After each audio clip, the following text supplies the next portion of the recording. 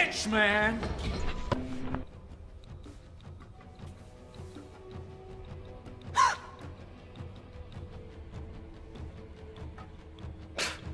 What's going on, guys? On this episode of On the Set, starting off October Horrorfest Season 7, I'm taking a look at Sinister, starring Ethan Hawke. So, a true crime writer named Ellison moves into a house with his wife Tracy and their kids, Trevor and Ashley. Ellison is a successful true crime writer, but has recently written some flops. So he's trying to write another successful book to get them out of their financial hole that they're in. Ironically enough, the house they just moved into was the site of a murder. The Stevenson family all hung themselves in the house prior to Ellison and his family moving in. A bit later on, Ellison goes up to the attic and finds a projector and a bunch of old film reels. So naturally, he plays them to see what they are. The reels all contain past murders of families, which seem to happen each decade, with someone always filming the deaths. And there's a strange cult-looking symbol in each video. Seeing this, Ellison thinks he stumbled upon a serial killer and can't decide if he should turn the reels over to the police, or if he should just use them to write a new book. So what does he do? Duh, he uses them to write a book. After looking further into it, Ellison discovers that all the murders might be linked together, and they all involve a strange figure, which one of the previous children in the house call Mr. Boogie. Eventually, he decides to consult a local deputy, who tells him that after each murder, a child from each family goes missing. He then goes to a professor who specializes in the occult to analyze the cult symbol. The professor tells Ellison that it belongs to a pagan god named Bagul, so they assume that the killings may have been done by a cult who worshipped him. Sometime later, Ellison starts to get haunted by ghosts of the Stevensons, especially their daughter Stephanie. As if that's not bad enough, Ellison goes back up to the attic and sees Bagul on one of the film reels. But it almost looks like he's acting in real time and is not part of the video. Then, Bagul emerges from the reel and is actually in the attic. Yep, at that point I would just set the house on fire. Needless to say, after this, Ellison and his family move back to their old house. Here, Ellison finds new reels in his attic and watches them, where he figures out a pattern to the murders and that Bagul himself has been committing them, not a cult. The pattern is that anyone that moves into the Stevenson house gets marked, and Bagul ends up coming for them. But they only die once they moved from the Stevenson house into another one, which is exactly what Ellison just did. Oops. In another twist, watching the extended versions of the original reels, Ellison learns that Bagul wasn't the killer, but that he possessed the missing children to murder their own families. So that's pretty wild.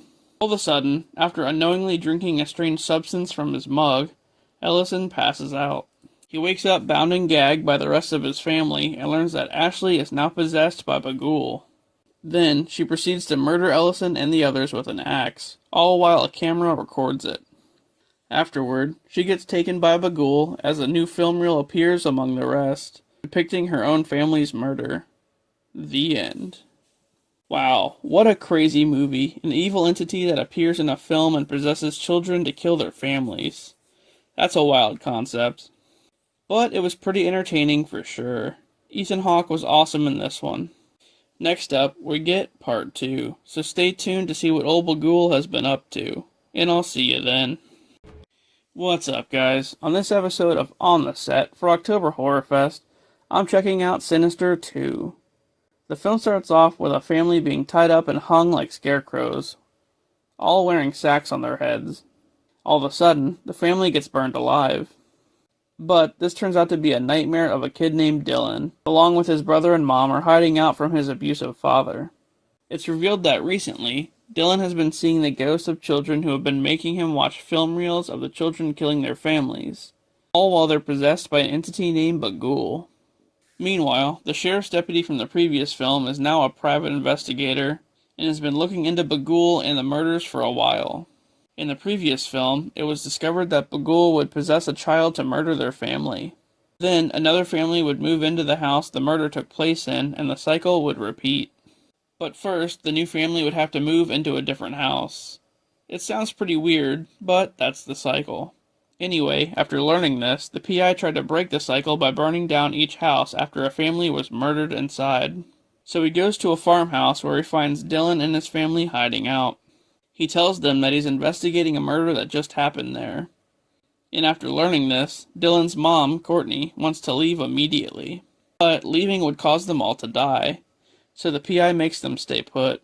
He also decides to stay the night with them, and he develops a close relationship with Courtney. Later on, the PI talks with a professor who tells him that Professor Jonas from the first movie went missing. I'm guessing that Bagul got him, but who knows. Anyway, this professor's also been studying Bagul and tells the PI that he's reachable by a sacrifice, where three things are always present. The murder of a family, which is the sacrifice, missing children, because Bagul takes them, and an offering in the form of someone watching the reels. Which to me doesn't make a whole lot of sense, because wouldn't Bagul have to already be present to possess the children to kill their families? So how would that summon him if he's already supposed to be there? Unless it means his physical form or something, I don't know. Later on, Dylan keeps on getting haunted by the ghost of the missing children, and his brother gets jealous for some reason. Just then, Dylan's father, Clint, shows up and takes them, with Courtney tagging along. The PI tracks them down and warns them that Bagul's coming, but Clint doesn't like that and he just beats his ass. The next day, Dylan's nightmare comes to life as he and his family are hung up like scarecrows. Zach, Dylan's brother, is now possessed by Bagul and sets Clint on fire. Just as he's about to set Dylan on fire, the PI comes out of nowhere and nails Zach with his car, stopping the sacrifice. He takes Courtney and Dylan and runs into a cornfield, with Zach chasing after them. Just as Zach catches up to them, the PI finds the camera filming the whole event and destroys it, which truly ends up breaking the cycle. Then, Zach gets killed by Bagul for failing to murder his family, and the farmhouse burns down. Sometime later, the PI is in a motel room where he finds an old radio that belonged to Professor Jonas. All of a sudden, ghost children start to talk on it. The end. Well, that was pretty intense. Do we think Bagul is gone for good?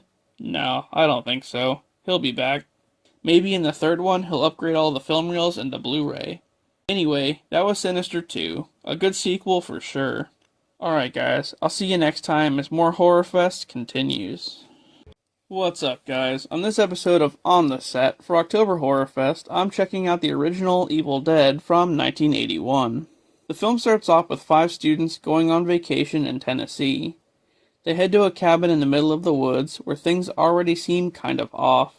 Right away, strange things start to happen, like one of the girls, Cheryl, drawing a picture of a clock just as the actual clock stops working. She also hears a voice that tells her to join them, whoever them are. After that, Cheryl's hand becomes possessed and she draws a picture of a book with a human face on it. The book in the picture is the Book of the Dead, but I'll explain more on that in a little bit. Sometime later, during dinner, the door to the cellar opens on its own. Cheryl's brother Ash and his friend Scott go to check it out. When they get down there, they find the actual Book of the Dead, which is actually bound in human skin, along with a tape recorder that once belonged to an archaeologist. After finding it, Scott plays the tape, which has what sounds like the archaeologist reading some incantations from the book. Yeah, I'd probably just leave at that point. Cheryl tells Scott to turn it off, but it's too late. A tree branch suddenly smashes through one of the windows. Yep, they definitely released something. That night, Cheryl hears some strange sounds out in the woods, and does the only logical thing. She goes out alone to investigate. I mean, come on, would it be a horror movie if she didn't? As to be expected, she gets attacked by a possessed tree. Cheryl manages to escape and runs back to the cabin, where Ash tells her that he'll take her back to town. But, to their surprise, the bridge leading out has been destroyed. After that, Ash does more research and learns that they're being tormented by an entity. The only way to kill it is to dismember whoever it's possessing. As the others are playing cards, Cheryl's eyes turn white and she starts floating, so clearly, she's possessed. Or, as they call it in the movie, she's a deadite. All of a sudden, she attacks Ash and his girlfriend Linda. But Scott manages to knock Cheryl down and lock her in the cellar. This is where shit really hits the fan. As the group debates on how to handle the situation, Scott's girlfriend Shelley ends up getting turned into a deadite as well.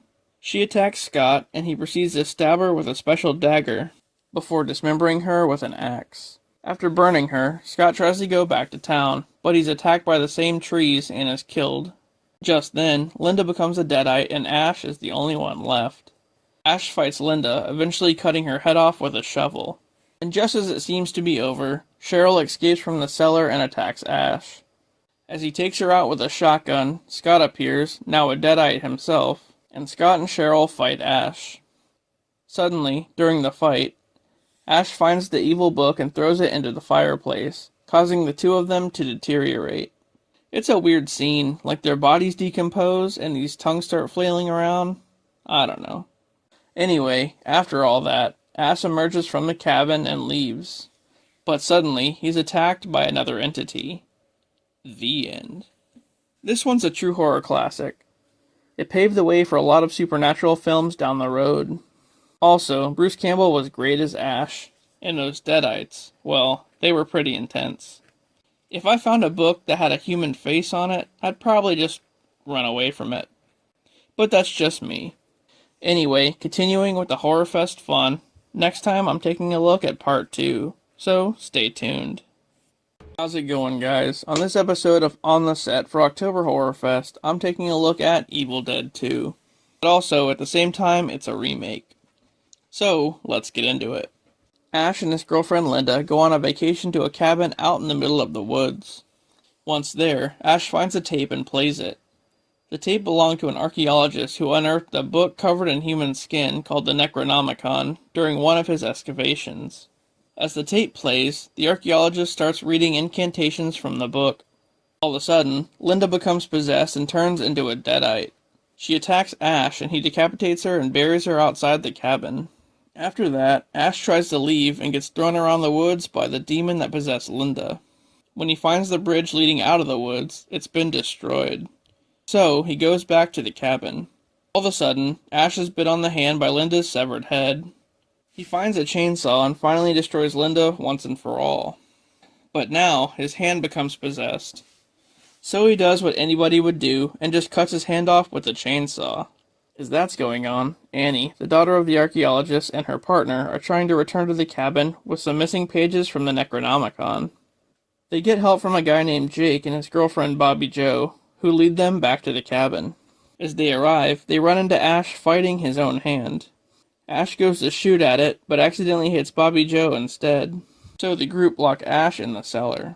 Just then, the archaeologist's dead wife emerges from the cellar as a deadite and possesses Annie's partner, Ed. Ash emerges from the cellar and quickly takes him out with an axe.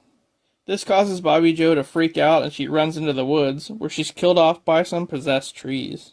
Then, Annie reads from the Necronomicon and learns that it speaks of a hero with a bladed hand, and a ritual that could send the evil away through a portal. Annie acknowledges Ash as that hero. But before they can start the ritual, Jake holds them at gunpoint, wanting to find out where his girlfriend went. I hate to tell you, man, but she's dead. A fight ensues, and Jake ends up getting killed by the archaeologist's deadite wife. In the ensuing chaos, Ash becomes a deadite himself and attacks Annie. However, it gets reversed when he sees Linda's necklace. Ash then attaches the chainsaw to his hand and picks up the shotgun, which has come to be known as his boomstick. The two of them finish the ritual, and a demon appears to fight Ash. Just as the portal opens, Annie gets killed by Ash's possessed hand. But Ash and the demon both get sucked into the portal. Suddenly, Ash ends up in the Middle Ages. After killing a deadite, he's labeled a hero by a group of knights, and Ash realizes that he is, in fact, the hero from the book. The end. Well, this one was even better than the original. It seems like a modified version of the same story, but that's okay. It's part 2, but really, it's a remake. Now, Ash is in the Middle Ages, so let's see what happens next. What's up, guys? On this episode of On the Set for October Horrorfest, I'm reviewing Army of Darkness, aka Evil Dead 3. After being thrown into the Middle Ages at the end of the previous film, Ash suddenly gets captured and taken to Lord Arthur, who's been at war with a guy named Duke Henry. Arthur thinks that Ash is a spy for the enemy, so they take his stuff and Ash is in prison alongside Henry inside Arthur's castle. After that, Ash is thrown into a pit and is forced to battle a deadite. But once he wins, he gets his chainsaw back. Ash then kills another deadite and is once again labeled a hero. Following this, he demands that Henry be set free, and Ash starts to have feelings for Sheila, the sister of one of Arthur's knights. Sometime later, Arthur's wise man tells Ash that the only way to return to present day is to find the Necronomicon, the Book of the Dead. So he goes on a mission to find it. The quest takes him through a haunted forest where he stumbles into a windmill and breaks a mirror. Suddenly, reflected versions of Ash emerge and attack him. It's a pretty wild scene. After burying one of the evil Ashes, he finally finds the Necronomicon. But not just one, there are 3 different books, and he has to decide which one is the real one. So that's great. As he tries to remove the real book from its area, he has to chant a certain phrase, but Ash forgot the last word in the phrase and tries to mumble it. It's pretty funny, he just can't figure it out. After finally getting the book, Ash heads back to the castle. But as that's going on, the evil version of himself that he buried comes back to life and assembles a bunch of Deadites into the Army of Darkness. Once Ash gets back to the castle, Sheila gets kidnapped by a Deadite and she gets turned into one. Then, he rallies all the others to face off against the Army of Darkness. So Ash, Henry, and a bunch of others fight the army in an epic battle. Eventually, Ash kills the evil version of himself and saves Sheila. After that, Arthur and Henry have a truce, and the wise man shows Ash how to return to his own time. Sometime after, Ash is working at his job at S-Mart, where he's telling the story of what happened. But all of a sudden, a Deadite appears in the store and attacks the girl he's telling the story to. So Ash just kills it pretty easily, and then he kisses the girl. The end. I didn't really know how to feel about this one at first. It seemed kinda cheesy, and not like the other 2. But that's just part of the appeal, I guess. It was Evil Dead mixed with some zany humor. Anyway, Ash made it back to the present, and nothing else could go wrong. Right? Right? Join me next time for another adventure, and I'll see you then. What's going on, guys? On this episode of On the Set for October Horrorfest, I'm checking out the original Amityville Horror. Early one morning, a guy named Ronald DeFeo Jr. guns down his whole family with a rifle. Like, he literally goes room to room while they're sleeping, and yeah. 1 year later, the Lutz family, George, Kathy, and Kathy's kids move into the same house. But before they fully move in, Kathy has a priest come over to bless the house. Yeah, that's probably a good idea. However, the priest arrives while the Lutz aren't home, and he's attacked by an evil entity that tells him to get out, causing him to quickly leave. I mean, yeah, I would too. The following day, Kathy's aunt comes to visit, and she's a nun. But as soon as she steps inside, she gets sick and has to leave as well. Over the next few weeks, the Lutz marriage starts to decline as George becomes more aggressive and starts acting like an asshole seemingly out of nowhere. Not only that, but George systematically wakes up at 3:15 a.m. every morning, which is the exact same time that DeFeo killed his whole family. Then, even more weird stuff goes on, like a bunch of money going missing before Kathy's brother's engagement party, and a babysitter getting locked in a closet. Maybe the entity is just mad at the family because they haven't paid rent money yet. Later on, Kathy's son gets his hand injured, and her daughter talks about her new imaginary friend, Jody. If the previous stuff wasn't a red flag enough, this Jody fellow would be just a good enough reason to get the hell out of there. Clearly, they'd never seen the movie Paranormal Activity.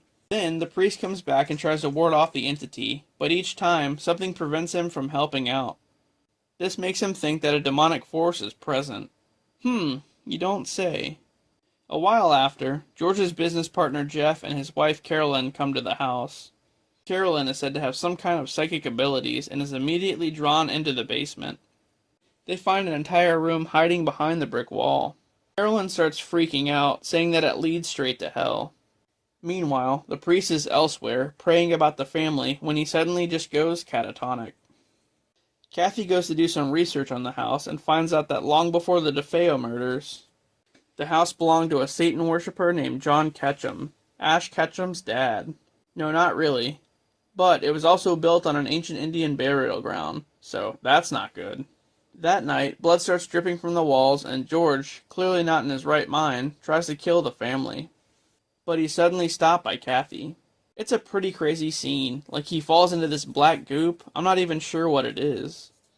After Kathy stops him, the whole family just suddenly leaves the house and drives away, leaving all their shit there and never looking back. The end.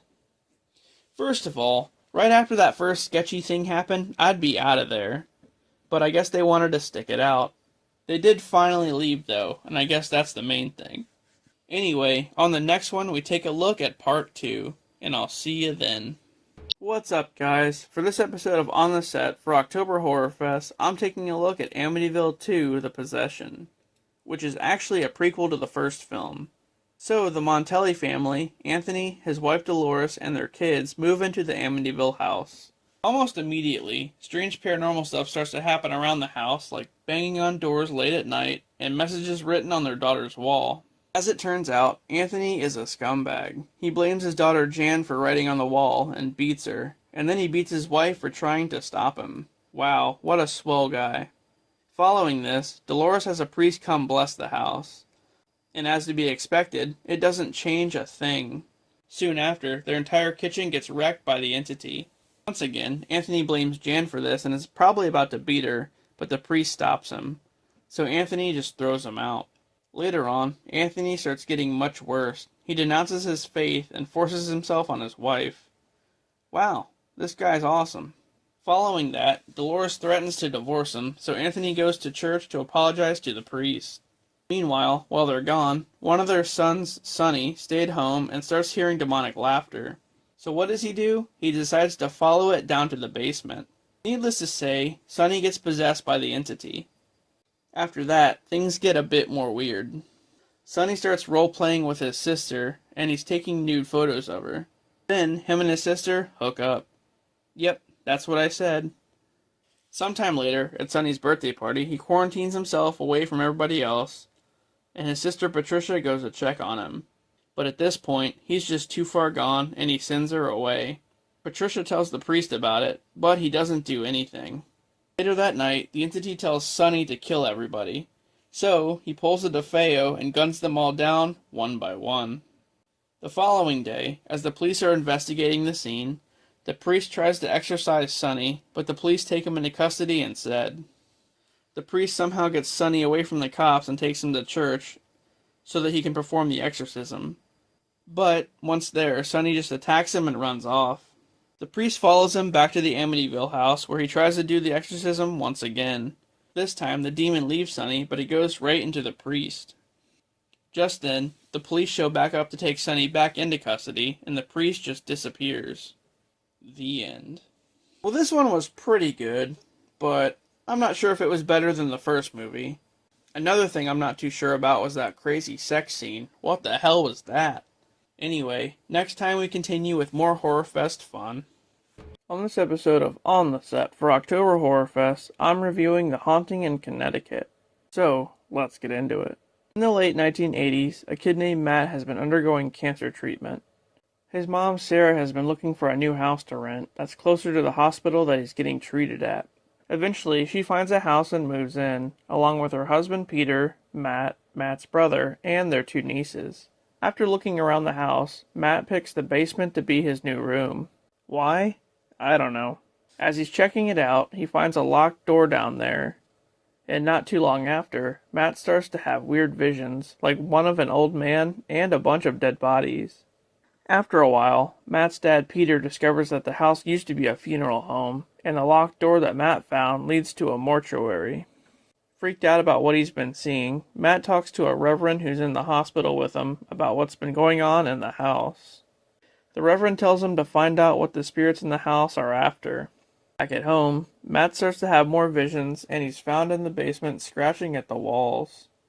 After that, they find pictures in the house of a kid named Jonah performing some seances. Matt's been seeing visions of Jonah this whole time. A long time ago, the owner of the funeral home was performing seances in the house with Jonah's help. During one of their sessions, everyone involved was mysteriously killed, including the funeral home owner, and then Jonah went missing. The Reverend comes over and looks around the property and finds human remains. Yeah, at this point, I would probably just move. A little bit later on, Matt has another vision of Jonah, and we learn what happened to him. He was locked inside the incinerator in the mortuary by one of the spirits, and he was burned alive. Ouch. After that, Matt starts breaking down the walls in the basement and finds a bunch of bodies that the funeral home owner hid there. He tells the others to leave before he sets the bodies on fire. Then, Matt nearly dies in the process and has one last vision of Jonah, who leads him into the light. But suddenly, Matt wakes up and Jonah's spirit moves on. Sometime later, their house is rebuilt and is no longer haunted. The end. How creepy would it be to live in a house that used to be a funeral home? Yeah, no thanks. Kyle Gallner was great in this one, though. It's one of the first movies I remember seeing him in. But also, this one had a really good plot. It's actually one of the cases the Warrens worked on, even though they weren't mentioned in the movie. Anyway, stay tuned, and I'll see you on the next one. What's up, guys? On this episode of On the Set for October Horrorfest, I'm taking a look at Haunting in Connecticut 2. So let's get into it. Andy and Lisa Wyrick move into an old house in Georgia with their daughter Heidi. Right away, though, strange things start to happen. Heidi starts seeing an old man around the house named Mr. Gordy, who's clearly an apparition. At first, he doesn't seem so bad. However, the more she sees him, the creepier he gets. As that's going on, Lisa starts to see things as well. She has psychic abilities, but has been suppressing them with medication. After a while, Lisa's sister Joyce moves in with them, and she starts encouraging Lisa to use her abilities. But you know what? That's probably not the best idea. As time goes on, more and more paranormal stuff starts to happen, and Lisa questions the house's history, as if something may have happened there. After doing some research, it's discovered that the house was part of the Underground Railroad a long time ago, and it was used as a shelter for runaway slaves. Also, the house has been tormented by an evil spirit called the Station Master, who was once an inhabitant of the house. Mr. Gordy, as it turns out, isn't really good or bad, but he's been protecting Heidi from the Station Master this whole time. All of a sudden, the spirits of the house try to kidnap Heidi, so Lisa has to use her psychic abilities to get her back. They find out more about the Station Master. Instead of helping the slaves get to freedom back in the day, he would hold them captive in a chamber under the house, and then he would kill them. So, finding this out, Lisa goes down to his hidden cavern and faces off with him. After the battle, Lisa banishes the Station Master and frees the spirits of the slaves from the house. Following that, the family acknowledges that Heidi herself has psychic abilities, and they all decide to stay in the house. The end. Well, the Station Master, what a bastard.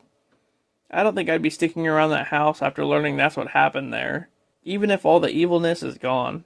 Anyway, join me on the next episode for more Horrorfest action, and I'll see you then. What's up, guys? On this episode of On the Set for October Horrorfest, I'm checking out Lights Out. This is a movie that started off as a YouTube short, and I'm pretty sure you've seen it. Anyway, let's get into it. The film starts off in Los Angeles in a dark warehouse. One of the employees there sees a shadowy figure lurking in the darkness and she gets freaked out.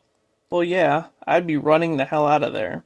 Anyway, her boss, the dad from Twilight, goes to check out what she saw and comes face to face with the shadowy figure, who appears to be a woman. Just then, the lights go out and the woman slowly gets closer and closer. She scratches his leg and he tries to get the hell out of there. But as to be expected, the lights go out yet again, and yep, he's screwed. Sometime later, the boss's son, Martin, is living with his mom, Sophie. Martin sees Sophie having a conversation in a dark room. However, there's no one else around. It's shown early on that Sophie may have some psychiatric issues. This happens on and off throughout the movie to the point to where Martin's half-sister Rebecca has to come take custody of him, feeling that Sophie isn't fit to raise him. Plus, it was the same reason she left home a long time ago. But yeah, that's not strange at all. You know, just talking to yourself in a dark room. After taking Martin back to her apartment, Rebecca wakes up in the middle of the night as the Shadow Woman is scratching the name Diana into her floorboard. But once Rebecca turns the light on, she's gone. Martin goes back to his mother's house where she tells him about her childhood friend named, guess what? Diana. When Sophie was a little girl, her and Diana were in a psychiatric hospital together. But Diana had a condition that made her extremely sensitive to light. As she's telling the story, all of a sudden the Shadow Woman appears and tries to attack Martin, but he's able to get away. Meanwhile, Rebecca's doing some research of her own and finds out more about Diana. Back when they were at the psychiatric hospital together, doctors were experimenting on Diana using light and ended up killing her. It's then revealed that the Shadow Woman is Diana's spirit, which has been attached to Sophie and has been using her condition to be able to manifest. Oh, so that's who Sophie's been talking to all this time. That makes sense. After finding all this out, Rebecca and her boyfriend Brett go to Sophie's house to warn her about Diana. But when they get there, Diana is pretty much in control of Sophie. Suddenly, Diana traps Rebecca and Martin in the basement in the pitch black. Wow, what a great place to be. Eventually, Rebecca tries to rescue her mother when Diana attacks. But, all of a sudden, Sophie shoots herself, which severs the only tie that Diana has to the real world, and she disappears. Afterward, Rebecca, Brett, and Martin all vow to stick together, even though Diana is gone. The end. I really liked this one. The plot was good, and the pacing of the film was too. What a cool original concept, an entity that only appears in the dark. And Diana's origin was interesting too. Well, hopefully, she's gone for good. But we can't be too sure. Anyway, next time I'll be reviewing another spooky one, so don't go anywhere. What's going on, guys? On this episode of On the Set for October Horrorfest, I'm checking out The Gallows. This one starts off back in 1993 during a high school play. A theater student named Charlie is acting in a play called The Gallows when he's accidentally hung for real and killed. 20 years later, the school's getting ready to bring back the Gallows play yet again, but there's a bad stigma surrounding it. A kid named Reese auditions for the play only because it would bring him closer to a girl he likes named Pfeiffer, who's already been cast. To his surprise, Reese gets the part, but he immediately regrets even auditioning. In order to get out of acting in the play, he and his friend Ryan come up with an idea to sabotage the whole thing. Well, gee, why not just say you're not interested and back out of it? That seems a bit extra. Anyway, that night, Ryan's girlfriend Cassidy sneaks into the school with Reese and Ryan so that they can destroy the set. But, as they start to, they hear Pfeiffer down the hall. So the three of them go to leave but realize they've been locked in. Uh-oh. Just then, they run into Pfeiffer and Cassidy tells her their true intentions. As they go back to the stage, they find the set they just dismantled all put back together. So that's pretty weird. Then a TV turns on by itself, playing a news report of Charlie's death from 20 years ago. As it turns out, Charlie was only in the play because the main actor couldn't be there. The main actor was Reese's father. Oh, so Charlie's spirit is out for revenge. Is that what's going on here? Then the group gets separated. Ryan starts seeing things, while Cassidy gets yanked into the air by something we can't see. You know, at this point, I would just break that door down and go home. Just smash a window out or something. Anyway, they eventually all find each other again, and Pfeiffer tells them they can get out through an air duct. But as they climb to get to it, Ryan is thrown off a ladder and breaks his leg. When they finally get to Ryan to help him, he's gone. On Ryan's phone, which was left behind, we can see a figure standing behind him holding a noose. Is that Charlie? Later on, Cassidy comes face to face with Charlie, and he kills her too. It comes down to Reese and Pfeiffer, who end up back on the stage and are more or less forced to reenact the scene of the play that killed Charlie. Just as Reese puts the noose around his neck up on the gallows, he gets hung for real and dies. Out of nowhere, Pfeiffer and the ghost of Charlie both bow, greeted by a woman named Alexis who is watching the whole thing from the audience. Sometime after, police come to Pfeiffer's house and it's revealed that Pfeiffer is actually Charlie and Alexis's daughter. When the police attempt to question her about what happened, Charlie shows up and attacks them. The end. This one got kind of confusing for a bit, but it was still pretty good. So Charlie died in an accident during the play and blames the guy who was supposed to be there instead of him. Then his family concocts a plan to take it out on that guy's son. Yeah, seems reasonable. Anyway, that was The Gallows. On the next episode, we get to play with mirrors. So, I'll see you then. What's going on, guys? On this episode of On the Set for October Horrorfest, I'm taking a look at Oculus. 11 years ago, a guy named Alan moves into a new house with his wife Marie and their children, Tim and Kaylee. Alan buys a new mirror to decorate his office. But there's something off about it. Not too long after, Marie looks in the mirror and starts to see herself decaying. When Alan looks into it, he's seduced by a chick who has mirrors for eyes. It's pretty weird. Maybe it's time to get rid of that thing. Then we jump to present day, where an older Tim has just been released from a psychiatric hospital. He was there for a long time after being blamed for his parents' deaths. Anyway, as that's going on, Kaylee has been researching the history of the mirror this whole time, and now has it at her house with a bunch of cameras aimed at it. She intends on proving that it has supernatural powers. She even rigged an anchor to the ceiling that will swing down and shatter the mirror at a moment's notice. So why not just do that immediately? Why all this extra stuff? We then go back to the past and see that exposure to the mirror is taking its toll on Alan and Marie. They start to fight with each other, and at some point it causes Marie to lose it and try to kill her kids. As things get worse, Alan becomes under the influence of the mirror as well, and the kids go to their neighbor's house for help. But the neighbors don't believe them.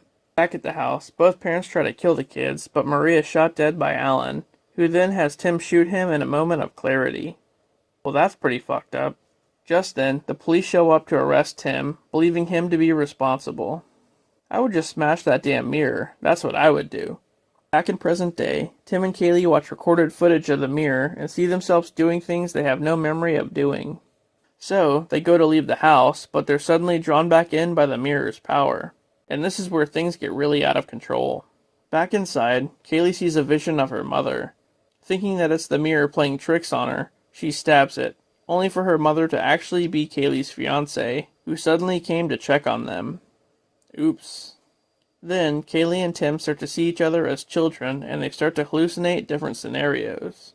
In a desperate attempt to destroy the mirror once and for all, Tim releases the anchor, but he doesn't see Kaylee standing right in front of the mirror, and the anchor kills her. Just then, the police show back up to the house to arrest Tim a second time, just like they did back in the day. Tim gets taken away as Kaylee's ghost stands with her parents' ghost inside the house. The end. Wow, that was wild. There was no happy ending at all. Fuck that mirror. Hallucinating or not, I would have just smashed that thing right out the gate. You know, I was hoping for a part 2 here, where they get like some sort of redemption, but I don't think that's gonna happen. Next time, we continue with more Horrorfest fun, so I'll see you then. What's up, guys? On this episode of On the Set for October Horrorfest, I'm taking a look at the Skeleton Key. A hospice aide named Caroline goes to a plantation in Louisiana to be the caretaker of an elderly guy named Benjamin, after he suffers a stroke. She meets Benjamin's wife, Violet, who gives her a skeleton key that works on any door in the house. But after meeting her, almost immediately, something seems off. One night, as it's storming outside, Benjamin tries to escape, but he's found and brought back to bed. Later on, Caroline uses the key to investigate the attic, which has a bunch of weird voodoo-type stuff laying around. Caroline confronts Violet about it, and she tells her that a long time ago, there were 2 slaves who tended to the house, and they stayed in the attic. One day, the slaves did a voodoo ritual with the children of the Thorpe's family, who owned the house, and the slaves were killed because of it. After doing some more digging about it, Caroline finds an old record that belonged to one of the slaves, where they're reciting voodoo spells, and she determines that voodoo is the cause of Benjamin's stroke. So she goes into town and buys some stuff from a voodoo shop to help cure Benjamin. It works for the most part, and he gains back the ability to speak. But the first thing he tells her is to get him far away from the house and Violet. She then learns that the spell the slave was reciting on the record was called the Conjure of Sacrifice, and was used to steal the remaining years of life from the victim the spell was placed on. Caroline believes that Violet is planning on using this spell on Benjamin. So when she confronts Violet again, Caroline places lines of brick dust along the doorways in the house, and Violet cannot pass through. This is a huge red flag and means that something isn't right with her. Then Caroline tries to leave the property to go get help from Luke, the house's estate lawyer. But as it turns out, he's in cahoots with Violet and brings Caroline right back to the house. She uses more of the brick dust to trap herself in the attic, but Violet and Luke get to her anyway. As Luke plays the Conjure of Sacrifice, Caroline finds out that Violet and Benjamin are actually the children from the beginning of the movie. The slaves did the spell on them and took their bodies, right before they died. The slave that was inside Benjamin switched bodies with Luke and then gave Benjamin a potion to induce a stroke-like state. So basically they're doing this generationally to stay in younger bodies. The whole plan was to bring a young girl to the house so that the other slave could jump from Violet into her. Just then, Violet throws a mirror at Caroline and the ritual is finally complete. they switch bodies. As the paramedics come to take Violet and Benjamin away, Caroline's friend Jill comes to check on her. The slave, now in Caroline's body, tells her that the house now belongs to her. The end. Well, that one ended pretty poorly. Caroline got stuck in an old woman's body, and the slave took over hers. That voodoo stuff isn't anything to mess around with. Over here, just switching bodies. Anyway, it was still a great movie for sure. Join me tomorrow for another adventure. What's going on, guys? On this episode of On the Set for October Horrorfest, I'm taking a look at The Exorcism of Emily Rose. This one is loosely based off of Annalise Michael, one of the weirdest possession stories to ever happen. So let's get into it. A lawyer named Aaron takes the case of Father Moore, a priest who was charged with a homicide following an exorcism attempt. He was attempting to perform an exorcism on a young girl named Emily Rose. The church wants him to plead guilty, just to take some of the attention away from the case, but Moore pleads not guilty instead. Basically, the whole movie is a court trial with flashbacks of what happened to Emily. So, as the witness testifies, we see bits and pieces of what happened. Doctors try to find a medical reason for Emily's situation, saying that it could be epilepsy or schizophrenia. After dropping out of college due to late-night episodes of weird muscle spasms and seeing a variety of delusions, Emily moved back home to her parents' house and was placed on epilepsy medication. But when the medication didn't seem to work, Father Moore was brought in to evaluate her. He determined that Emily was in fact being possessed by a demon. So he proceeded to perform an exorcism on her. But it horribly failed, and he blamed the medication that she was on. After testifying on the stand, Erin starts to experience strange paranormal stuff at her house, like waking up in the middle of the night and smelling something burning. Father Moore tells her that he experienced strange things just like that the night he was preparing for the exorcism. Then, Erin sides with Moore and brings in an anthropologist to testify and explain possession, but it quickly gets dismissed by the judge. Dr. Cartwright, who was present for the exorcism, presents a tape that has the whole thing recorded on it. However, before he could deliver it to the court, Cartwright gets hit and killed by a car. Man, this trial is just not going well at all. After all this, Erin's boss threatens to fire her if she lets Moore take the stand one more time. So what does she do? The next day, she lets Moore take the stand. He reads a letter that Emily wrote right before she died. It goes on to say that the day following the exorcism, Emily was approached by the Virgin Mary, who gave her the choice of going to heaven. But for some reason, she chose to continue suffering instead. Ultimately, the jury reaches a verdict: guilty. But they also want his time to already have been served. So the judge accepts and Moore gets set free. Later on, he and Erin go to visit Emily's grave, which has now become a holy shrine for people from all around the world. The end. This one was a bit weird, but it was alright. People normally wouldn't believe someone died from possession. I mean, that just sounds crazy. They always try to find a more logical reason. But this case definitely shed some light on that whole situation. Alright, well, next time, we give birth to the devil. Well, something like that. And I'll see you then. What's going on, guys? On this episode of On the Set for October Horrorfest, I'm reviewing Devil's Due. Zach and his fiancée Sam are getting married and decide to start filming a bunch of videos to show their future child. After the wedding, they have a honeymoon in the Dominican Republic. Once there, for whatever reason, they decide to go get their palms read. The psychic tells Sam that she was born from death, and that they have been waiting for her. Whatever that means. So obviously, this freaks her out, and then they venture into a strange part of town and get lost. Oh, great. They get picked up by a random taxi driver, because that's a smart thing to do. The taxi driver takes them to a local nightclub where they start just drinking shots and they end up passing out. Now that's just Travel 101. Why would you go with some random guy to a random club and drink random drinks? Come on now. As to be expected, Sam gets taken to an underground room where she unwillingly takes part in a satanic ritual. Then, her and Zach wake up in their hotel room hangover style and don't remember any of it. A few weeks later, Sam is pregnant and doesn't understand how. She's been on birth control the whole time. The two of them end up embracing it though, and they tell their family and friends. Throughout the pregnancy, Sam starts to experience weird things, like bruising on her stomach, and she starts craving raw meat. In addition to that, she seems to have gotten super strength and telekinesis somehow. As all this is going on, her and Zach start seeing people watching them from outside their house.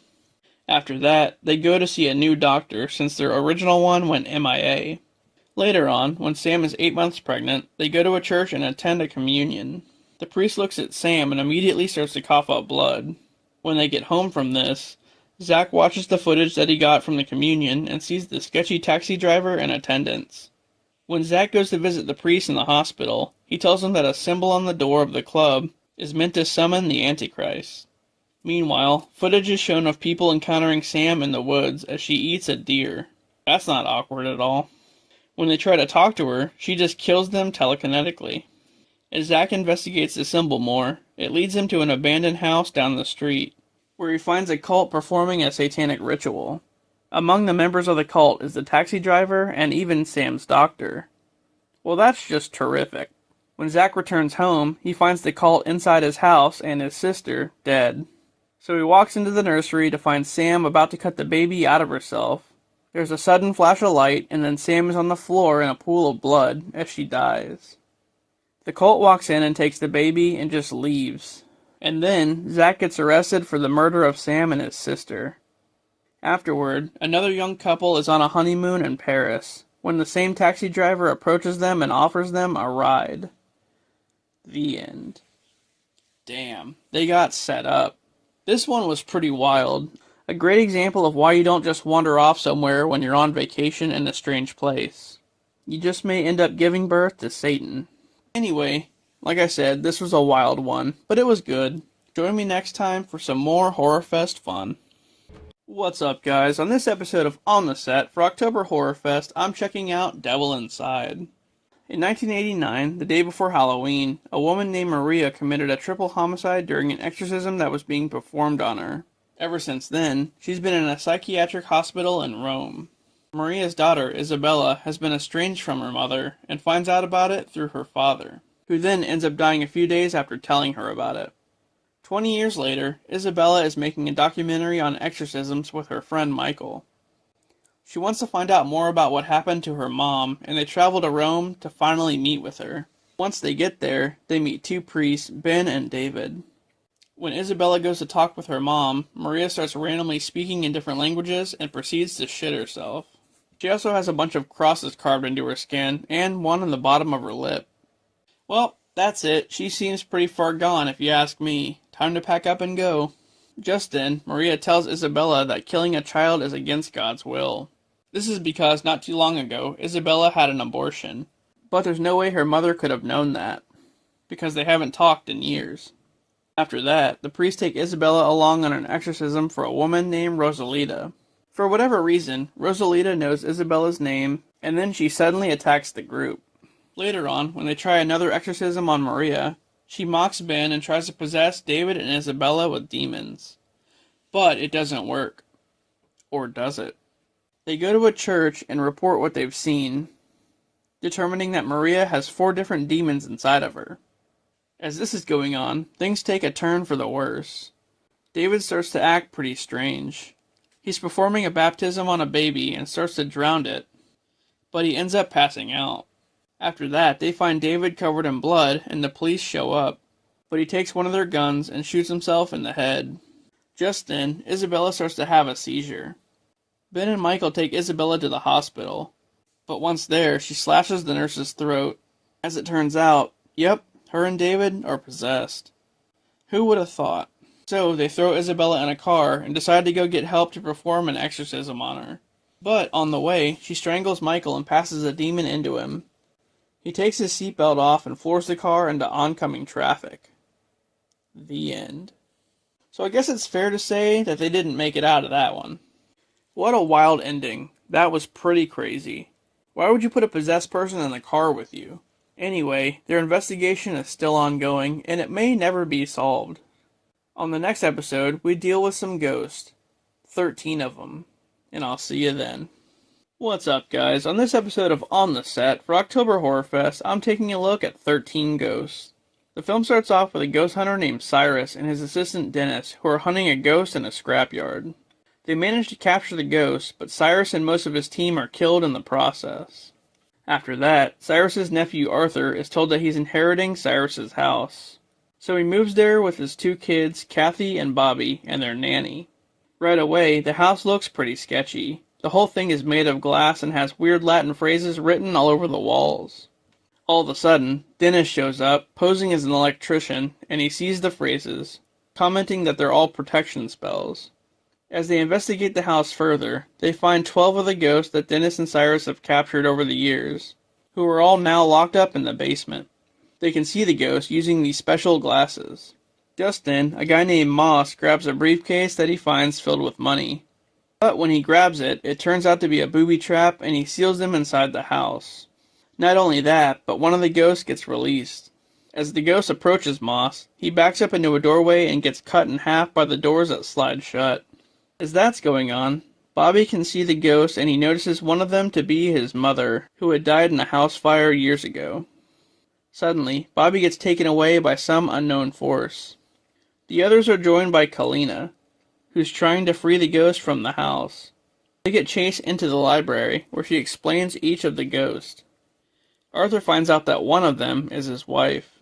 Kalina goes on to say that the house is actually a machine that lets the user see the past, present, and the future, and that the machine is powered by the 12 ghosts. The only way to shut it down is for someone to sacrifice themselves motivated by love and become the 13th ghost. Just then, Cassie goes missing, and with both kids MIA, Arthur realizes that he has to become the 13th ghost to save them. So he and Dennis go down into the basement where all the ghosts are loose now, and Dennis ends up getting killed by one. Suddenly, Cyrus appears in the house, but not as a ghost. As it turns out, he faked his death. Kalina is actually working for him, and they tricked Arthur into becoming the 13th ghost so that they can finally use the machine. But when Cyrus mentions the kids being involved, Kalina has second thoughts and backs out, so Cyrus kills her. Following this, he has all the ghosts surrounding the machine, when Arthur suddenly walks in and fights Cyrus.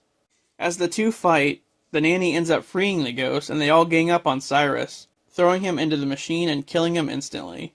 Arthur saves his kids and they run out just as the machine destroys itself.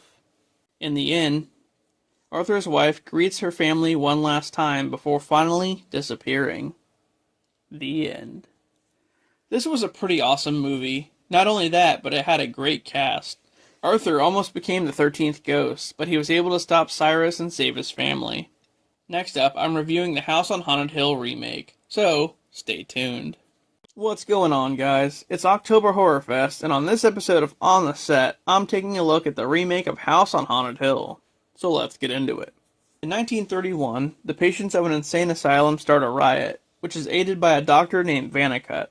A fire breaks out, which pretty much kills everyone except for CONNECTICUT and a couple others. Nearly 70 years later, Evelyn, the wife of an amusement park mogul named Price, wishes to have her birthday party at the long-abandoned asylum, which has now been renovated into a house. They talk to the house's current owner, Watson, who claims the place is haunted, but they still decide to have the party there anyway. So as the party begins, a few guests arrive. Jennifer, Eddie, Melissa, Donald, and Watson himself.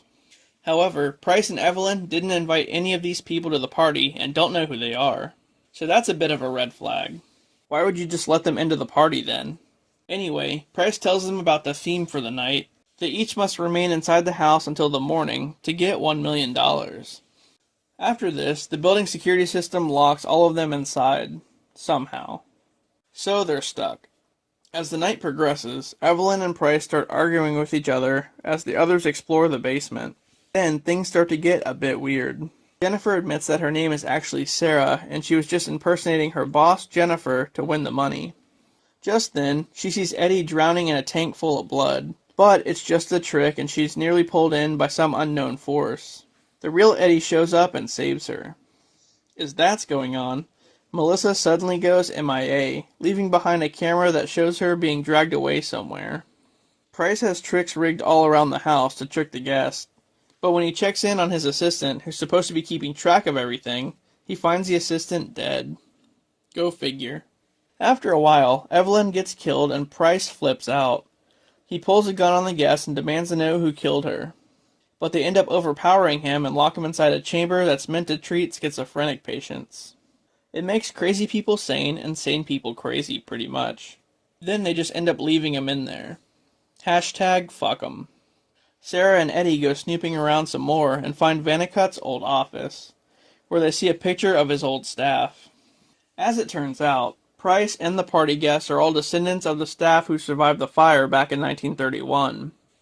Well, all except for Blackburn. He's just random. Just then, Blackburn revives Evelyn and is revealed to be her lover. They planned on faking Evelyn's death and framing Price for it, hoping that the guests would kill him in self-defense so that Evelyn can get all of his money. But Evelyn soon realizes that it's not enough, so she kills Blackburn and releases Price from the chamber.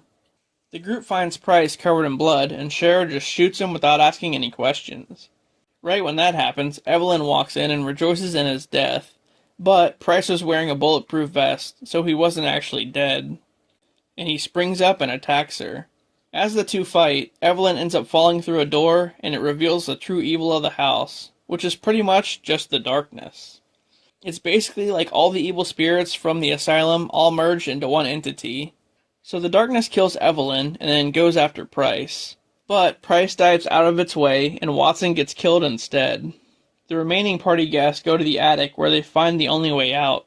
As the darkness follows them, Price sacrifices himself, allowing Sarah and Eddie to get away. Once they're outside, they find multiple checks that Price signed for all the party guests, each for $1 million. The end. It was a pretty good remake, a classic. And what an all-star cast. Chris Kattan, Famke Janssen, Jeffrey Rush, Ali Larter, the list goes on. Evelyn's plan to get Price's money failed miserably, and she became another part of the darkness. Yeah, you couldn't pay me to go to that house. Anyway, that was House on Haunted Hill. Next time we check out the third Conjuring film, and I'll see you on the next one. What's going on, guys? On this episode of On the Set for October Horrorfest, I'm taking a look at The Conjuring, The Devil Made Me Do It, which is the third film in the franchise. Ed and Lorraine Warren, the famed demonologists, are in attendance for the exorcism of a boy named David in 1981. Also present is his sister and her boyfriend, Arnie. Things get bad pretty quickly and the demon isn't going anywhere. That is, until Arnie offers for the demon to possess him instead. Just as the demon goes inside of Arnie, Ed suffers a heart attack. A month later, Ed wakes up in the hospital and remembers seeing the demon jump from David into Arnie. Meanwhile, Arnie starts seeing things and some kind of demonic entity attacks him. Then, he snaps and stabs his landlord to death. Afterward, he ends up going to jail and faces trial for the murder.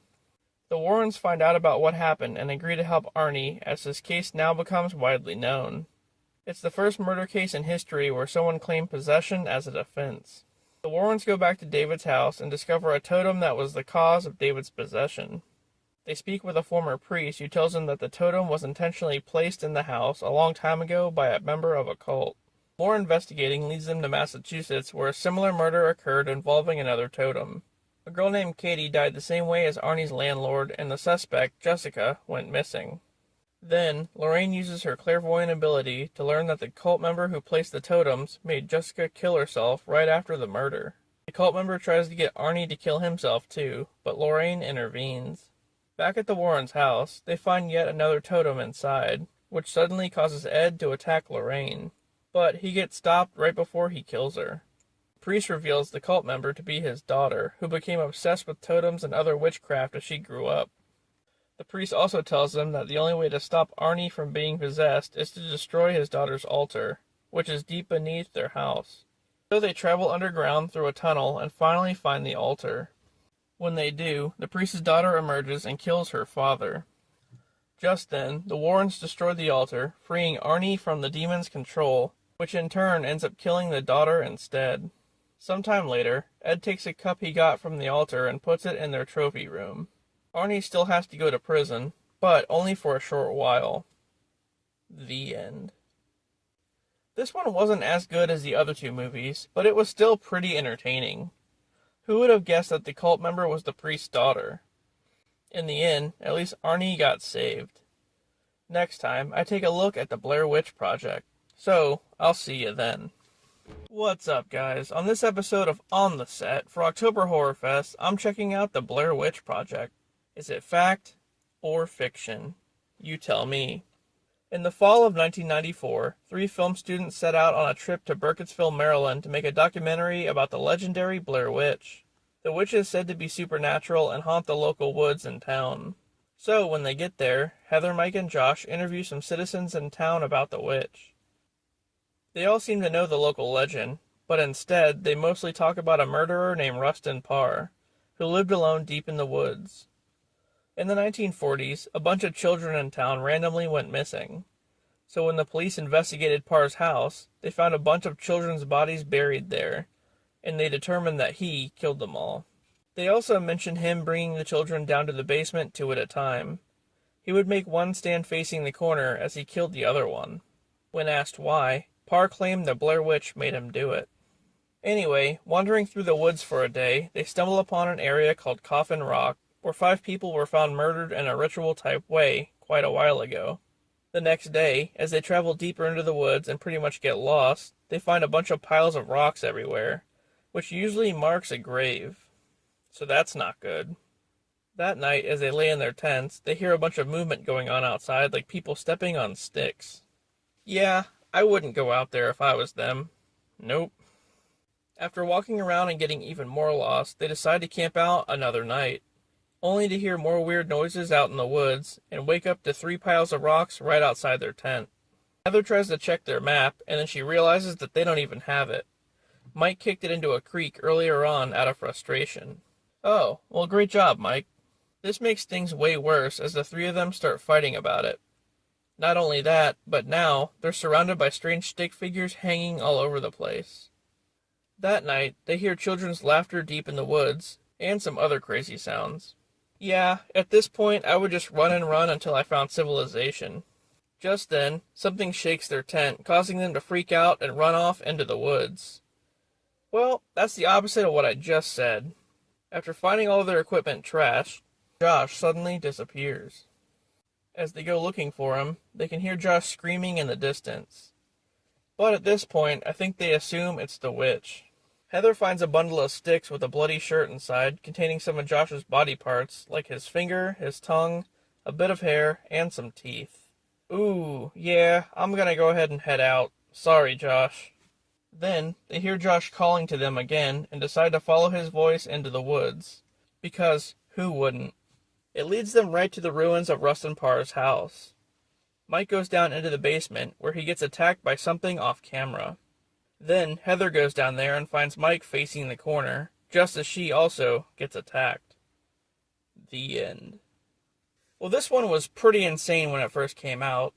They even had real missing posters for the actors, trying to present this as actual found footage. It was truly the first found footage horror movie of its kind. Anyway, I'm not sure if the Blair Witch is real or not. Some say Mike and Josh used the witch as an excuse to lure Heather into the woods and kill her. Or maybe it was the ghost of Rustin Parr. Or maybe, just maybe, the witch is actually real. On the next episode, I take a look at the sequel. So I'll see you then. What's going on, guys? On this episode of On the Set for October Horrorfest, I'm reviewing Book of Shadows, Blair Witch 2. 5 years after the events of the first film, a fan of the Blair Witch Project named Jeff leads a group to Burkittsville, Maryland to check out some sights from the movie. The group consists of 2 college students named Steven and Tristan, a Wiccan girl named Erica, and a goth chick named Kim. Their first stop is the ruins of the Rustin Parr house, which at this point is just a concrete slab more or less. They set up cameras all around the area and camp there for the night. All of a sudden, Jeff freaks out because he notices a tree growing in the middle of where the house used to be, which wasn't there before. Then, another tour group shows up, and Jeff and the others redirect them to Coffin Rock, another popular tourist site. The group parties all night and into the morning. But when they wake up in the morning, all the cameras are destroyed. All the documents that Steven and Tristan were working on are torn up and thrown all over the place. They find the camera's tapes in the foundation of the old house, the same place the original Blair Witch Project tapes were found. Then, Tristan, who's pregnant, has a miscarriage and is taken to the hospital. Once there, she starts hallucinating and sees a ghost creepily walking backwards. Yep, nope, That would be it for me right there. Later on, the group goes back to Jeff's house, which is just an abandoned factory in the middle of the woods. They review the tapes from the party night and see themselves doing weird stuff that they don't remember doing, hangover style. Erica is naked and dancing around a tree. Seeing this, she runs off to her room and Kim tries to comfort her, but it doesn't work and Erica says they're all doomed, showing off a strange rash that she acquired at some point. Sometime after, Kim drives into town to get some supplies and gets into an accident after seeing some ghost kids in the road. So at this point, they're all pretty much hallucinating. The next day, they all start arguing with each other after finding the van totaled. Kim thought she only did minor damage to it, but nope. Just then, they notice that Erica has gone missing and Tristan starts acting pretty weird. Just to add to things, the sheriff, who already doesn't trust Jeff, calls him and incriminates him for the other tour group at Coffin Rock, who the police found disemboweled. After searching through the house, they finally find Erica's body in a closet.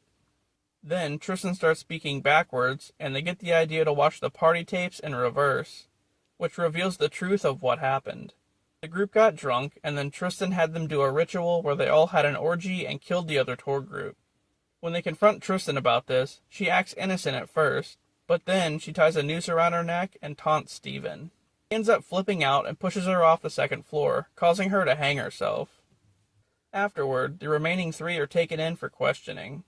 They all blame Tristan for Erica's death, but when they watch the footage back again, it shows that all of them were actually possessed by the witch, all except for Tristan. The witch tricked them into killing her. Jeff killed Erica and hid her body in the closet, completely unaware that he even did that. The end. Wow, this one was awesome and a great follow-up to the first movie. So many twists and turns. A lot of people didn't like this one, but I think it's a classic. Anyway, that was Blair Witch 2. On the next episode, I check out the Amityville Horror Remake. What's going on, guys? On this episode of On the Set for October Horrorfest, I'm taking a look at the Amityville Horror Remake. So, in 1974, a guy named Ronald DeFeo Jr. woke up at 3:15 in the morning and proceeded to kill his entire family after hearing voices. 1 year later, the Lutz family moved into their house. Not too long after, they start to experience strange paranormal events. The Lutz daughter, Chelsea, starts talking to a little girl who ends up being the ghost of Jody, one of the DeFeo children. Sometime later, George and Kathy, the parents, decide to go out and hire a babysitter to watch their 3 kids. The babysitter, Lisa, tells them about the DeFeos and what happened to the family. As Lisa is watching the kids, she gets dared to sit in a closet. But not just any closet. It's the same one that Jody was murdered in. As to be expected, as soon as she goes in there, Lisa gets locked inside and comes face to face with Jody's ghost. After that, she pretty much goes into shock and has to be taken to a hospital. As time goes on, George starts to become more and more cold towards the family and starts to act like a douche. He hears the family dog barking in the boathouse outside, and he kills it with an axe. Aw, poor dog. Someone should call PETA. And clearly, something is up with George at this point. The next day, the kids go looking for the dog, and Billy, the son, can tell that something is wrong. With things getting worse, Kathy has a priest come over to bless the house. But as soon as he goes inside, he's like, nope, and he suddenly leaves. After that, Kathy does some research on the house and finds out that it once belonged to a cultist named Jeremiah Ketchum, who is said to have done evil things to Native Americans on the property during the 17th century. Meanwhile, George is in the basement when he actually encounters the ghost of some Native Americans who died there. Then, he runs into the ghost of Ketchum himself, who proceeds to recreate his suicide by slashing his own throat. George is pretty much already possessed at this point, but Ketchum's blood splashes on him and his possession goes to an all-time high. Now he's like, really possessed. After speaking with the priest who ran out of the house, he advises Kathy to get her family as far away from there as possible. Just as she starts rounding up the children to leave, George appears and tries to kill them all DeFeo style. But Kathy ends up knocking him out and drags him out to the boathouse, where the family leaves in a hurry. Suddenly, George becomes free from possession and the family never looks back. As it turns out, they had only been there almost a month. After that, we see Jody standing in the house when she suddenly gets pulled into the basement. The end. Well, this was an awesome remake. Ryan Reynolds killed it. Well, he definitely tried to, anyway. But yeah, he did a great job. Just like the original, the family got the hell out of there and never looked back. Tomorrow, I take a look at the Evil Dead remake, and I'll see you then. What's up, guys? On this episode of On the Set for October Horrorfest, I'm checking out the Evil Dead remake. So let's get into it. In the basement of a cabin in the woods, a woman is possessed by the Necronomicon, which is an evil book of spells. She apparently just killed her mother, and a strange woman is attempting an exorcism on her. However, it doesn't end up working, and her father just sets her on fire and shoots her. Well, that's a bit extreme. Years later, a couple named David and Natalie go to the cabin, which has been in David's family for a long time. Once there, we are introduced to some others that are tagging along, like David's sister Mia, and their friends Eric and Olivia. It's revealed that they're actually staying at the cabin to help Mia overcome her addiction. As they're looking around, David goes down to the basement and finds a bunch of rotting animal carcasses and a strange book bound in human skin, which, like I said, is the Necronomicon. All of a sudden, Eric decides to read a passage from the book, which unknowingly unleashes an evil presence in the cabin. At this point, Mia is withdrawing hard and starts to hallucinate. She ends up stealing Eric's car and tries to leave, but only manages to crash it nearby. The evil presence from the cabin follows her out into the woods, where it takes the form of some tree branches and has its way with her, much like it did in the original. Once Mia returns to the cabin, David finds their dog dead and sees Mia in the shower, with the water being scalding hot. I mean, that's how I like showers too, but anyway, later that night, Mia causes some more fuckery. Now, blatantly possessed, Mia throws up all over Olivia and nearly kills David with a shotgun. But they're able to overpower her and lock her in the basement. As that's all going on, Olivia becomes possessed too and attacks Eric, and he ends up killing her. It's pretty much a shit show from here on out. Natalie goes down into the basement and her hand gets possessed, so she cuts it off, Ash style. Eric mentions that in order to end everything, Mia has to either be buried or dismembered or both. Natalie, now fully possessed herself, attacks the others and David kills her. Then he goes outside to dig a grave for Mia. After burying her and digging her back up, the evil presence leaves Mia and goes into Eric. Then, David sacrifices himself to kill Eric by blowing up the cabin. Meanwhile, the evil presence rises as a strange creature and attacks Mia. She holds it off with a chainsaw, but ultimately gets her arm crushed under a jeep. So, she frees herself by literally ripping her hand off, and then cuts the creature in half with the chainsaw. The end. Well, this was a pretty good remake. While it didn't feature Ash at all, it was still pretty entertaining and was a good retelling of the original story. Next time, we learn that what's above is also below, or however that goes. What's up, guys? On this episode of On the Set for October Horrorfest, I'm taking a look at As Above, So Below. So let's get into it. A scholar named Scarlet wants to follow in her father's footsteps looking for the legendary Philosopher's Stone, which is said to grant eternal life. After searching a cave in Iran, she finds the Rose Key, an artifact that will help lead her to the stone. Along with her ex, George, and her friend Benji, the Rose Key decodes a riddle that leads them to the catacombs underneath Paris. Yeah, I don't know about that one. I would just leave the stone down there. So, they go to Paris and do a tour, hoping it would include the catacombs. But it doesn't. They're off limits. After that, they find a guy named Papillion who will take them down there for free. But they have to locate the guy first. Not too long after, they find Papillion at a nearby club, and he and his friends take them to the catacombs through a hidden entrance. Right away, they run into some cultists, one of which they saw at the club earlier. As they venture deeper into the catacombs, they find a blocked path and Scarlet starts to clear it. But Papillion tells her that people who travel down that path never come back, especially one of his friends named La Taupe, who disappeared down there a while ago.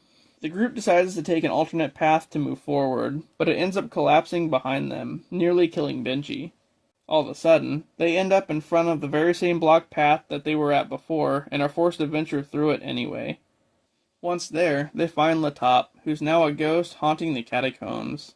He advises them that the only way out is to keep going deeper in. Finally, Scarlet finds the Philosopher's Stone along with a bunch of other random treasures. As Scarlet takes the stone, Papillion's friend takes some of the treasure along with it, which ends up triggering the ceiling to fall on them. Papillion's friend Susie gets injured, and Scarlet is able to heal her using the stone. Just then, they find an opening in the floor marked with a symbol that says, "As above, so below." And so, they go through it.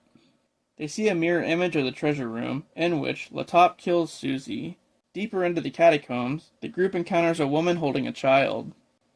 As they approach her, she pushes Benji to his death. Well, damn. They stumble upon a burning car, which is a weird thing to see underground. Just then, Papillion gets pulled into the car. Well, yeah, that's his fault for getting too close to it. And these guys are all dropping like flies down there. Anyway, the remaining three decide to keep going deeper and start seeing demons. As they pass by statues, one of them grabs George and rips his throat out. That's pretty gruesome. Scarlet tries to heal George with the stone, but it turns out to be fake. Well, I'm not sure how it healed Susie then. Anyway, now she has to backtrack and return the fake stone to get the real one. Nah, it's not worth it. They've gone too far. But she goes back, fighting against weird faces and tunnels flooded with blood, only to realize that the real Philosopher's Stone was inside of her all along. What kind of shit is that? After that, she's able to heal George's wounds by kissing him. Really? That's how she heals him? What the hell's going on in this movie? Out of nowhere, they get chased by demons and they finally escape through a manhole, which leads to Notre Dame. Luckily, the three of them make it out of the catacombs. The end. Well, that was just wild. That place seemed cursed as hell. Once you're down there, there's no getting out. They just got lucky. Anyway, that was As Above, So Below. Don't ever go to Paris or go down into the catacombs for that matter. Tomorrow, I'm checking out Jennifer's Body, and I'll see you then. What's up, guys? It's October Horrorfest, and on this episode of On the Set, I'm taking a look at Jennifer's Body, starring Megan Fox. So, let's get into it. The film starts off with a high schooler named Anita, who's now locked up in a mental hospital following a bizarre occurrence at her school. She then narrates what happened. Anita is best friends with another girl named Jennifer. Jennifer is the popular girl, and Anita is more introverted. Although the two don't have much in common, they've always been really close. But Jennifer has a tendency to bully Anita at times. The two of them go to a local dive bar in town to see a band called Low Shoulder perform. However, in the midst of that, the bar catches fire and a bunch of people get killed. Anita and Jennifer make it out of the bar, but then Jennifer hitches a ride with the band to who knows where. Later that night, Jennifer returns to Anita's house covered in blood, and she's acting pretty strange. She then pukes up black goo everywhere and runs away. Yeah, something's definitely wrong. The next day, Anita runs into Jennifer at school, and she acts as if the whole thing never even happened. After that, Jennifer starts flirting with the captain of the football team and lures him out into the woods. Uh-oh, don't go, man. Oh, it's too late. Once they're out there, Jennifer tears his intestines out and starts eating him. Yeah, she eats him cannibal style, with a can of fava beans and a nice Chianti. As far as the band goes, they're now looked at as heroes following the fire, when false information spreads of them saving a bunch of people. Then they get an offer by the school to play at their spring formal. A month later, an emo kid named Colin, who has a crush on Jennifer, finally asks her out, and she accepts. So she takes him to an abandoned apartment building. Wow, that's a cool date idea. But yes, much like the football star, old Colin gets killed and eaten too. Meanwhile, Anita and her boyfriend are doing the do, when she suddenly has a bad feeling and sees a vision of a demonic Jennifer. Leaving her boyfriend's house, Anita sees Jennifer, who again is covered in blood. But when she gets back home, Jennifer is clean and acting normal. Alright, what's going on with this chick? Seriously. Out of nowhere, Jennifer tries to kiss Anita, and she almost goes for it. But then she realizes that something is totally wrong. It's then revealed that the night of the fire, Low Shoulder took Jennifer out into the woods and offered her as a sacrifice to Satan in exchange for fame. Huh, I didn't see that coming. But the ritual called for a virgin, and since she was not one, it left her possessed by a demon. After this, Anita does some more research and learns that Jennifer can only be killed when she hasn't fed on anyone. So, the night of the spring formal, Jennifer finds Anita's boyfriend and lies to him about Anita cheating on him. She takes him to an abandoned pool and prepares to eat him when Anita shows up. Jennifer ends up killing the boyfriend anyway and flees back to her house where the final battle ensues. Anita breaks into Jennifer's room and the two fight. Anita stabs Jennifer to death with a knife, but not before Jennifer bites her on the shoulder. Jennifer and the demon are now both dead, but Jennifer's mother walks in just in time to see Anita standing over her with a knife in her hand, which is the reason why she was locked up. Also, it's shown that Anita now has supernatural powers due to the bite. After breaking out of the facility, Anita tracks down the members of Low Shoulder and kills them all. The end. Yeah, this one was awesome. Even though Jennifer was a bitch to Anita, she didn't deserve everything that happened. And you almost want to feel bad, but then she seduces people and eats them and shit, so yeah. On the bright side, Anita now has superpowers, so that's cool. On the next episode, I take a look at The Others. And I'll see you then. What's going on, guys? On this episode of On the Set for October Horrorfest, I'm taking a look at The Others, starring Nicole Kidman. In 1945, a woman named Grace lives with her two kids, Anne and Nicholas, in Jersey. The children have some kind of light sensitivity problem, so Grace always keeps the house pretty dark. Then, three people show up to the house seeking employment, and Grace hires them to help around the house. Bertha as the housekeeper, Edmund as the gardener, and Lydia as the maid. Apparently, they've all worked in that house at some point before. So, that's good, I guess. Anne tells Grace about a boy that visits her, who also sometimes shows up with his parents and an older blind lady. Well, that means either someone is squatting in their house, or they're a ghost. Either way, that's not good. Grace is skeptical to believe this at first, until she hears weird noises coming from nowhere. Then, she has the house searched out of paranoia. After looking in a storage room of the house, Grace finds an old photo album with pictures of dead bodies. Bertha tells her that a long time ago, there was an outbreak of tuberculosis in the house. After a while, Grace sees a piano playing on its own, and starts to think that something supernatural might be going on there. Yeah, she's probably right. As she goes to find a priest to bless the house, she tells the gardener to search a cemetery nearby to see if a family was buried there. As it turns out, there are some graves on the property, and Bertha has Edmund cover them up. Well, that's not sketchy at all. What are they hiding? Grace goes walking through the woods and runs into her husband Charles, who apparently died back in the war. He goes back to the house with her, but starts acting distant for some reason. Later on, Grace goes to check on Anne and finds an old woman wearing her clothes. She attacks the woman, but suddenly finds out that she actually attacked Anne. So what's going on with that? Is Grace delusional or something? She's freaking losing it. Soon after, Charles tells her that he's going back to the war, even though it's already over. As that's going on, Nicholas and Anne find the gravestones that were covered up and see that they belong to the three people that Grace hired. They all died back in the day during that tuberculosis outbreak. Oh, ghost. I knew it. Following that, they find out that the boy and his parents that Anne keeps seeing are actually the family that lives in the house currently. And this whole time, Grace and her children were the ghost. What a switcheroo. As it turns out, Grace's husband died in the war, and once she found out about it, she killed her two children and then herself inside the house. So, the housekeeper, the gardener, the maid, Grace, Grace's husband, Anne, and Nicholas, they're all literally ghosts. The current family ends up moving out, and then Bertha tells Grace that they'll have to learn to share the house with the next family. But Grace isn't having that shit. The end. Well, what a twist. Grace thought her house was haunted, but the whole time she was the damn ghost. That's wild. I wonder if there are actually ghosts wandering around who think they're still alive. I'm sure there are. Anyway, next time we check out the Vatican tapes, and I'll see you then. What's going on, guys? On this episode of On the Set for October Horrorfest, I'm taking a look at the Vatican tapes. So, let's get into it.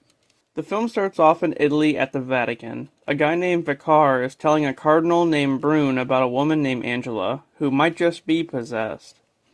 A couple months prior, Angela was at her birthday party with her dad and boyfriend when she accidentally cuts herself and is taken to the hospital.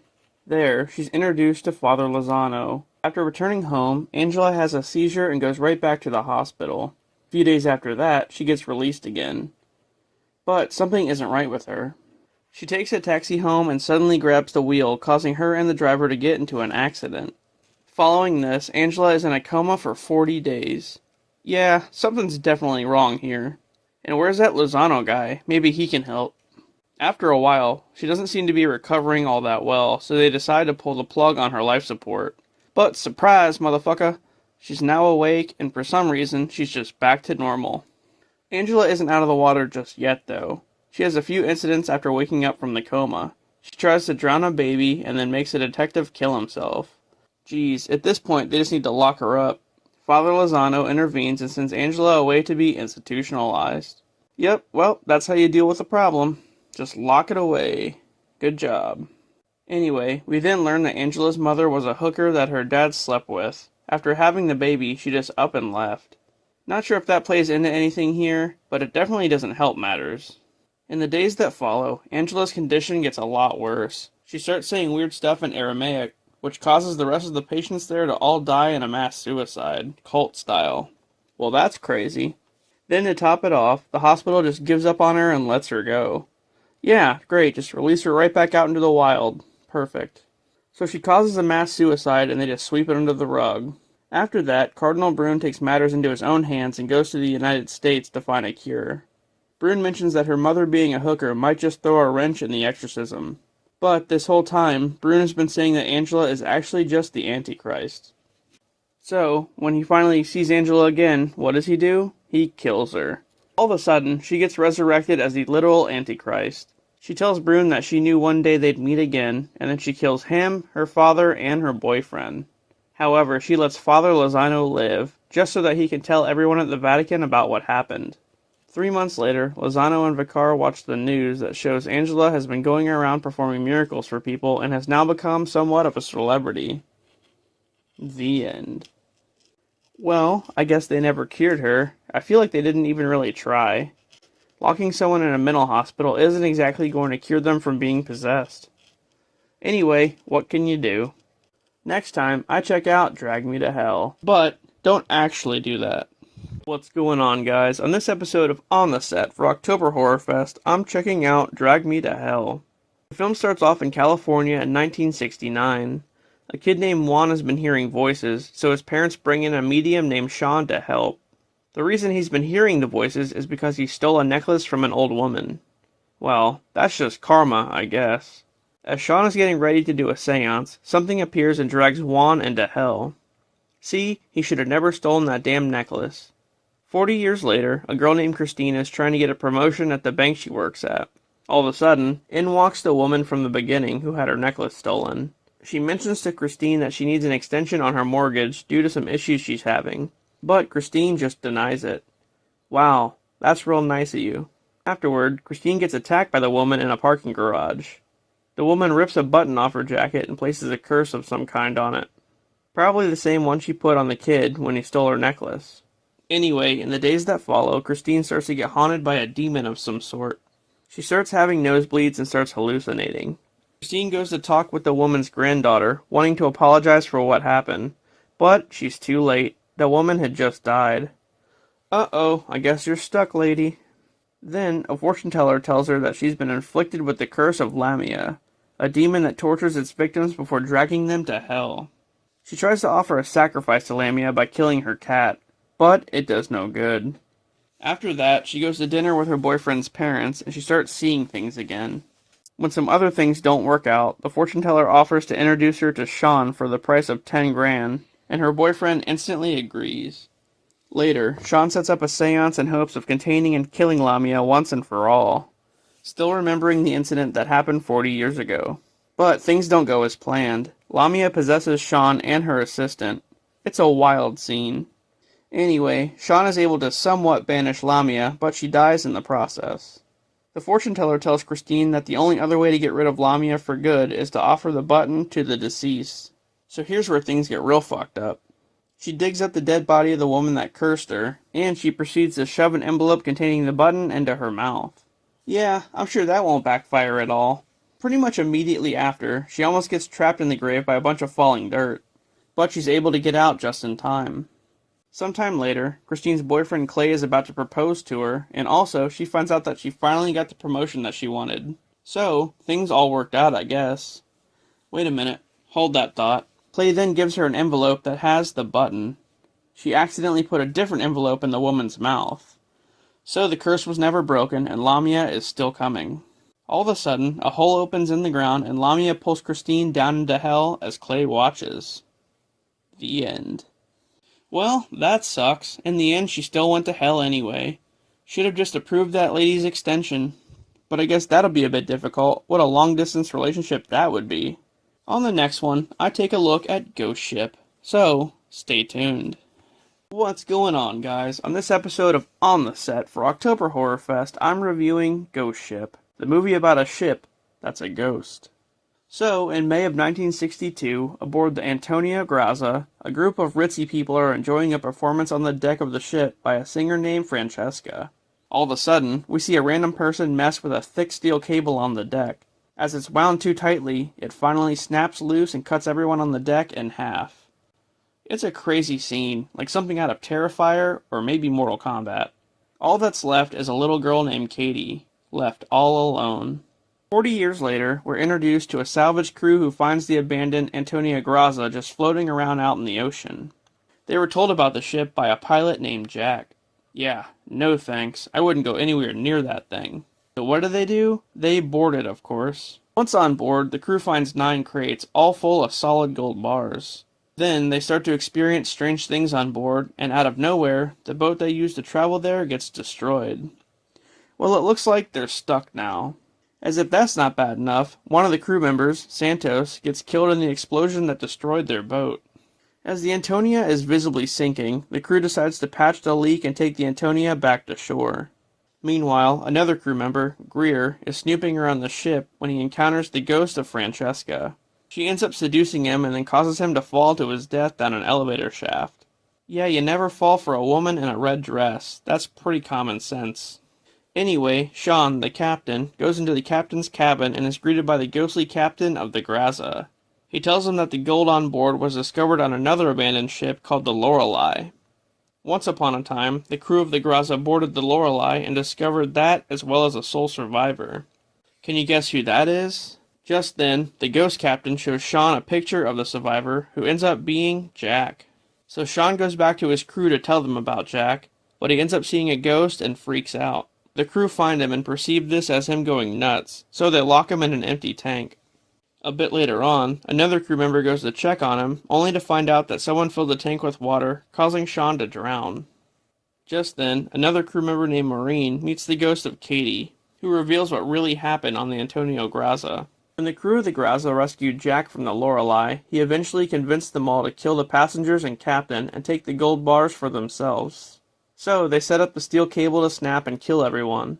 Then, the crew all turned on each other, and the only person left was Francesca, who Jack killed with a hook. Then it's revealed that Jack is actually just a demonic spirit who goes around tricking people into sinning so that he can kill them and take their souls to hell. It's a whole thing. So, Maureen comes up with a plan to sink the Grazza to put an end to the whole nightmare. Along the way, a couple other crew members get killed off. As Maureen is rigging the explosives, another crew member named Dodge has a standoff with Jack, ending with Jack getting shot point blank with a shotgun. When Dodge returns to Maureen, all is well. Until Dodge turns into Jack. Wow, this dude can shapeshift now? So yeah, the real Dodge is dead. Just then, Maureen blows up Jack with the explosives. Afterward, with the help of Katie, Maureen gets rescued by another cruise ship. But just when she thinks things are over, she sees the crew of the cruise ship loading the crates full of the gold bars on board, as Jack directs them. The end. Wow, so in the end, he just kept doing the same thing anyway. Well, that's not a happy ending at all. And that's why you don't go exploring old ratty ships out in the middle of the ocean. Anyway, that was Ghost Ship, a true classic. Tomorrow, I check out White Noise, and I'll see you then. What's going on, guys? It's October Horrorfest, and for this episode of On the Set, I'm checking out White Noise, starring Michael Keaton. So, let's get into it. An architect named Jonathan is waiting one night for his wife Anna to get home, but she never does. Earlier in the day, her car got a flat tire and she went missing shortly after. Jonathan is contacted by a guy named Raymond, who has been communicating with his dead son through EVP. A medium of talking to the dead through radio static, pretty much. He tells him that he's also been hearing Anna's voice, suggesting that she's dead. At first, he doesn't believe Raymond, but then Anna's body is found and it's revealed that she fell into the river while fixing her tire and accidentally drowned. Following this, Jonathan goes back to Raymond and wants to learn more about EVP so that he can communicate with Anna. There he befriends a woman named Sarah, who has also confided in Raymond and has been using EVP to contact her late husband. Not too long after, Jonathan becomes obsessed with contacting Anna and meddling with it a little bit too much, to the point to where he starts hearing other voices that might not be human. Then, Raymond is found dead. So, Jonathan takes his EVP equipment and his tapes and starts looking into them a little bit further. Man, this guy just keeps messing with shit he does not understand. That's going to end well. Despite warnings that messing with EVPs could bring some demonic activity, he keeps doing it anyway, and eventually he starts hearing voices of people who aren't even dead yet, but people who are in sketchy situations. So he's pretty much using the EVPs like a premonition. He manages to save the baby of a woman who got into a car accident, so that's cool. But then, 3 shadow entities start following him around. Jonathan uses the EVPs to locate a missing woman named Mary, who's been being held at one of his construction sites. Once he gets there, Jonathan is confronted by a guy he works with who confesses to kidnapping Mary under the influence of the shadow people. So I guess they're messing with him too. And he also pretty much tells them that he killed Anna. Then, as Jonathan rushes to save Mary, he's attacked by the shadow people and gets all twisted up like a Mortal Kombat fatality, before he then falls to his death. Finish him! Fatality. Later on, at Jonathan's funeral, his son can hear his voice calling out to him EVP style through the car radio. We then see Jonathan and Anna reunited. The end. Well, you know what? He was warned not to meddle with the EVP stuff, and he did it anyway. What did he think was going to happen? Now, he's all twisted up like a pretzel. To close out October Horrorfest, next time I'll be reviewing Paranormal Activity Next of Kin. And I'll see you then. What's up, guys? On the finale of On the Set for October Horrorfest, I'm taking a look at Paranormal Activity Next of Kin, the newest entry in the franchise. So, we meet Margot, a girl who wants to find out more about her past, seeing as to how her mother abandoned her as a baby. Along with her friends, Chris and Dale, she decides to make a documentary about the whole thing. So, Margot goes on a genetics site and meets Samuel, one of her relatives that lives in an Amish community. After meeting with him, Samuel takes her and her friends back to the Amish commune, where she meets her grandfather Jacob, who apparently is in charge of the whole place. As they stay there and start interacting with the others, weird things start to happen. Margot even encounters a creepy little girl with a doll in a barn. When she approaches her, though, the little girl says the doll's name is Sarah, which is Margot's mother's name. Yeah, but I'm sure that's just a coincidence. Maybe. Then, to top it off, she thinks that she sees Sarah's ghost in her old room. So yeah, at this point I'd be leaving. Anyway, Jacob then tells them more about Sarah, how she was free-spirited and broke the rules of the commune by getting knocked up. The story ends with them saying that Sarah hasn't been around and she's presumed dead. After a while, Margot, Chris, and Dale find an old church on the property, but Jacob won't let them go inside for some reason. And just then, things start to get a little weirder. That night, they see a bunch of people there performing a ritual on a 2-headed goat. I mean, the satanic ritual is concerning, yes, but I'd be more interested in why that goat has 2 heads. So, they sacrifice the goat. After seeing that, Margot and the others break into the church and go looking for answers as to what's really going on there. Inside, they find a lot of sketchy paintings and a dark pit that leads to who knows where. Is the girl from The Ring down there? Is this supposed to be a crossover? Then, Margot goes into Jacob's room and finds out that they knew about her being Sarah's daughter the whole time. And that's why they planned to bring her there. Just when things can't get any worse, she's attacked by what I assume is a demon. The next day, Chris and Dale find her in a catatonic state. Later on, they find out that the commune isn't even Amish. Well yeah, I could have told you that. It's revealed that a long time ago, the villagers there were attacked by a demon who destroyed the village. So they trap the demon inside of a woman, and from generation to generation, the demon gets passed through every mother and daughter in that bloodline. So the reason they brought Margot there is because she's next in line. Yep, that's okay. I'll see myself out now. Suddenly, Margot goes missing and Chris goes looking for her in the old church. He has a standoff with Jacob and ends up killing him before he finds Margot at the bottom of the pit. As he rescues her, they're both chased out by a creature that used to be Sarah. Oh, so she's been in the pit the whole time, huh? The chase leads to a barn where Margot tricks Sarah into getting impaled on some farming tools. But, with no vessel to inhabit, the demon wreaks havoc on the commune yet again, as Margot and Chris escape. Sometime later, as the police show up, they're attacked by a possessed Samuel. The end. Yeah, this one wasn't the best in the franchise, but it was pretty entertaining. If I found out a place I was staying at had that kind of shit going on, I would just leave, right away. Forget about fighting demons and skeleton mommies and all that other shit. So that was Paranormal Activity, Next of Kin. Thanks for watching this season of October Horrorfest, guys. I hope you enjoyed it, and I'll catch you next season. Happy Halloween.